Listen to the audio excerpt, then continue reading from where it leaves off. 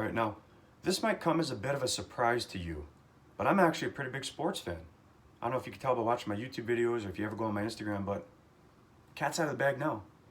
Now, one of the things that I'm absolutely infatuated with is greatness, being the absolute best at whatever it is that you do. And I spend a great deal of time researching people who I think have earned the right to be considered great in their arena.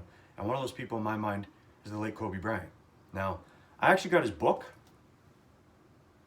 and I remembered something in here that applies a lot to what I've been talking about lately, so I'm going to share it real quick, and then I'm going to tie it into how it relates to building muscle. Now, one of the things Kobe says in this book on page 67 is that he made it a point to read the referee's handbook, which I thought was absolutely fascinating because I don't think I would have thought to do that myself, but that's not the fascinating part. The fascinating part is what he learned from the referee's handbook is that each referee has a designated slot in terms of where they're supposed to be on the court, and by knowing where the referees are supposed to be, he could exploit that and get away with traveling, holding, and all sorts of other minor violations because he took the time to understand what the referee's limitations were.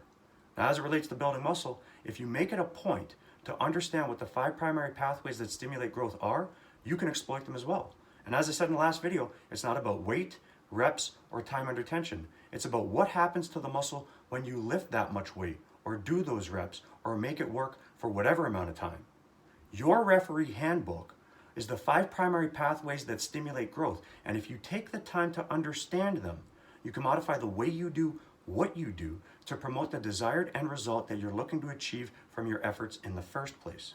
If you're still asking questions like how many reps do you need to do to build muscle, that indicates to me that you don't understand the referee's handbook, because not only have I given you the referee's handbook, I've highlighted in bold all the important points that you need to understand, and if you still don't get it, I don't know what else I can do. So I wanted to share that real quick because I think it perfectly illustrates what I've been trying to get across in the last several videos in which I've been talking about various muscle building methods.